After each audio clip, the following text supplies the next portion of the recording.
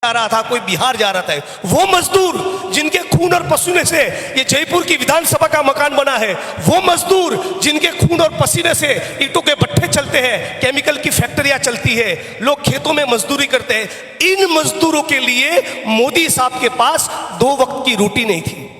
खुद 12,000 15,000 करोड़ के हवाई जहाज में उड़ता है ये नरेंद्र मोदी, खुद 15,000 करोड़ के जहाज में उड़ता है, लेकिन मजदूर जब वापस जा रहे थे अपने मुल्क में तो उनके लिए एक बस का इंतजाम भी नहीं कर पाए। इन चोरों को पहचान लीजिए साथियों, इस बात को हमको समझना पड़ेगा। आज ये कह रहे हैं मेरी बहनों और माताओं को कि 450 रुपये में गैस का सिलेंडर देंगे। अरे बगल में गुजरात में आपकी सरकारें दीजिए ना, कल सुबह से देना चालू करो ना, तुमको कौन रोक रहा है?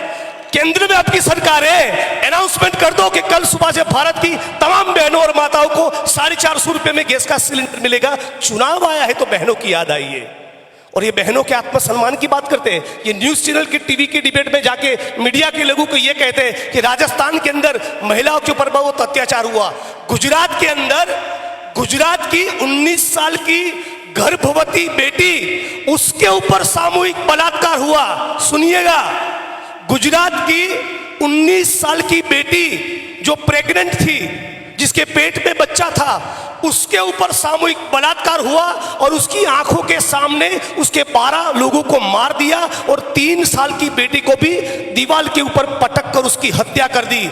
इस बेटी के ऊपर बलात्कार करने वाले आरएसएस और भाजपा के तमाम लोगों को मोदी और भाजपा की सरकार ने जेल से छोड़ा, उनके स्वागत सम्मान का कार्यक्रम रखा, उनके लिए ढोल नगाड़े बजाए, अबील गुलाल उड़ाए और उनको मिठाई और लड्डू खिलाए। ये किस मुंह से महिला सम्मान की बात करते हैं?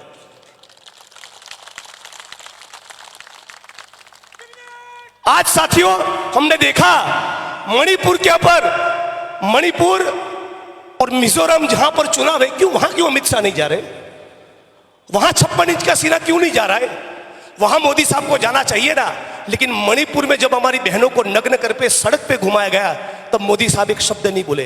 जब बिल्किस बानो के बलात्कारियों को गुजरात की भाजपा सरकार ने छोड़ दिया तब मोदी साहब एक शब्द भी नहीं बोले। कुश्ती करने वाली हमारी बहनें बलात्कार की शिकायत लेकर महीनों तक दिल्ली की सड़कों पर बैठी रहे, तब मोदी साहब कुछ नहीं बोले। और इसलिए कहना चाहता हूं, आपका कोई अधिकार नहीं बनता कि महिलाओं की बात करें। भारत माता की जय का नारा लगाते हैं और बलात्कार करने वाले लोगों के समर्थन में रैलियां निकालते हैं। शर्म से डूब बनना चाहिए भाजपा वालों।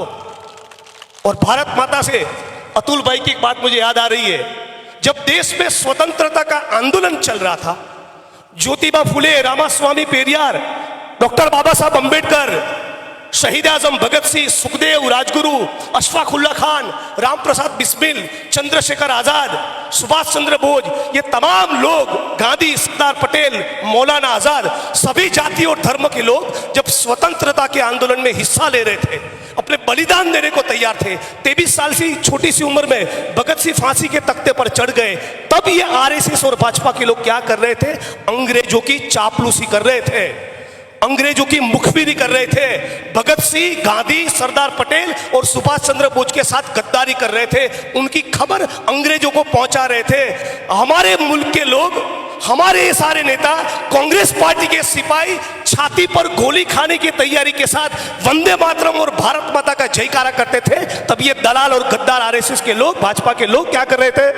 तब वो अंग्रेजों का पेंशन खा रहे थे, पेंशन। हम जब लोग गोली खाने को तैयार थे तब ये लोग पेंशन खा रहे थे। और ये लोग सड़क पर निकलकर हम लोगों को सिखाए कि राष्ट्रवाद क्या होता है।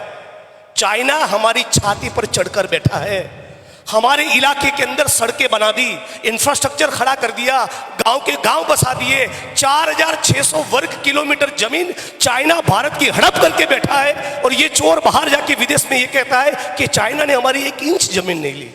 बड़े निकम्मे हो यार। तो साथियों, इनकी राजनीति को समझना होगा। आप तमाम लोगों का चेहरे का नूर ये कहता है, फुलेरा का चुनाव तो आप जीत चुके हैं, लेकिन फिर भी आप तमाम साथियों को ये कहना चाहता हूं, ये स्वतंत्रता के आंदोलन का दूसरा अध्याय चल रहा है। ये भाजपा के लोग, मोदी, अमित शाह वगैरह भारत के संविधान को कुचलना चाहते हैं, भारत के संविधान को खत्म करना चाहते हैं। वो ओबीसी की जनगणना भी नहीं करना चाहते, न किसानों की आय दुगनी करना चाहते हैं। इन तमाम मुद्दों के ऊपर अपना ध्यान रखिएगा। मोदी साहब आएंगे, झूठ बोलेंगे, मंदिर मस्जिद की बात करेंगे, बहकाने की कोशिश करेंगे, लेकिन आपको उस विद्याधर चौधरी को याद करना है जो अपनी सड़क पर उतरता था और कहता था कि हर कीमत पर यहां जिला बनना चाहिए, जो आपकी जिले की लड़ाई लड़े हैं, जो सभी जातीय धर्म के लोगों को साथ लगकर चले। उस विद्याधर चौधरी साहब को भारी मतों से जिताए। इन्हीं शब्दों के साथ मेरी वाणी को विराम देता हूं। मैं कहूंगा, लड़ेंगे। आपको जयपुर नहीं दिल्ली तक आवाज पहुंचे, उस बुलंद स्वर में कहना है, जीतेंगे। कहेंगे ना, लड़ेंगे। ये आवाज जयपुर भी नहीं जाएंगे। दोनों हाथ खड़े करके लड़ेंगे, लड़ेंगे, लड़ेंगे। विद्याधर चौधरी तुम आगे बढ़ो, विद्याधर चौधरी जी आगे बढ़ो। जय भीम, जय कांग्रेस, जय भारत। धन्यवाद। बहुत बहुत अभिनंदन। कांग्रेस पार्टी, विद्याधर सिंह चौधरी, जिग्नेश मेवाली। अब मैं निवेदन करूंगा जिग्नेश मेवाली जी और आरसी चौधरी जी और विद्याधर जी भाई साहब, हमारे प्रजापति समाज के प्रतिनिधि मंडल को, पीएल प्रजापति जी, आप सब कांग्रेस पार्टी